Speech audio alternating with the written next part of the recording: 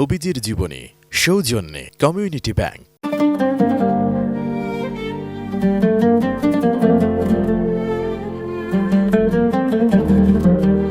নবীজির জীবনী।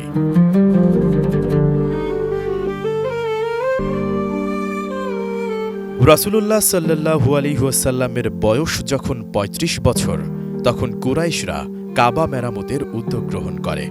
তারা এর ছাদ নির্মাণ করতে মনস্থ করে।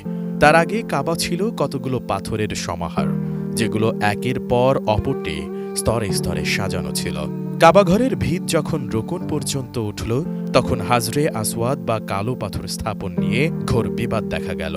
প্রত্যেক গোত্রই চাচ্ছিল এ পুণ্য কাজটি কেবল তারাই করবে, অন্য গোত্র নয়। প্রত্যেক গোত্রেরই কামনা ছিল যে এ গৌরব কেবল তারাই লাভ করবে। এমনকি এ নিয়ে রীতিমতো যুদ্ধের উপক্রম হল। জাহিলিয়াতের যুগে এটাই ছিল সকল সমস্যার সহজ সমাধান। এ অবস্থায় কুরাইশদের বেশ কয়েকদিন কেটে যায়। তারপর তারা একমত হল যে ব্যক্তি সর্বপ্রথম মসজিদে এসে উপস্থিত হবেন, তিনি এ বিরোধের মীমাংসা করবেন। দেখা গেল সর্বপ্রথম রাসূলুল্লাহ সাল্লাল্লাহু আলাইহি ওয়াসাল্লামই প্রবেশ করলেন। তারা বলাবলি করতে লাগল, এ যে আমাদের আলামিন দেখতে পাচ্ছি, উনি যে আমাদের মুহাম্মদ, আমরা তার মীমাংসায় রাজি। রাসূল সাল্লাল্লাহু আলাইহি ওয়াসাল্লাম তখন একটি কাপড় আনতে বললেন। তারপর নিজ হাতে কালো পাথরটি কাপড়ের ওপর উঠালেন। তারপর বললেন, সকল গোত্র মিলে কাপড়টির চারপাশে ধরে উঠাও।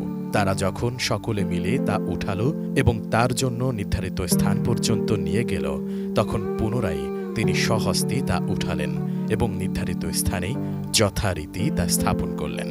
তারপর ইমারতের বাকি কাজ যথারীতি সম্পন্ন হল। এভাবেই রাসূল সাল্লাল্লাহু আলাইহি ওয়াসাল্লামের হস্তক্ষেপে কুরাইশরা একটি ভয়াবহ যুদ্ধের অমঙ্গল থেকে রক্ষা পেল। তার প্রজ্ঞার বদলতেই একটি কঠিন সমস্যার সমাধান হল।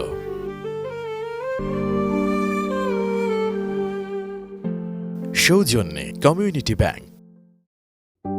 আস্থা, নিরাপত্তা ও প্রগতির সাথে প্রযুক্তির সমন্বয়ে গ্রাহকদের সর্বোচ্চ মানের ব্যাংকিং সেবা প্রদানই কমিউনিটি ব্যাংকের লক্ষ্য। কমিউনিটি ব্যাংক, সবার ব্যাংক।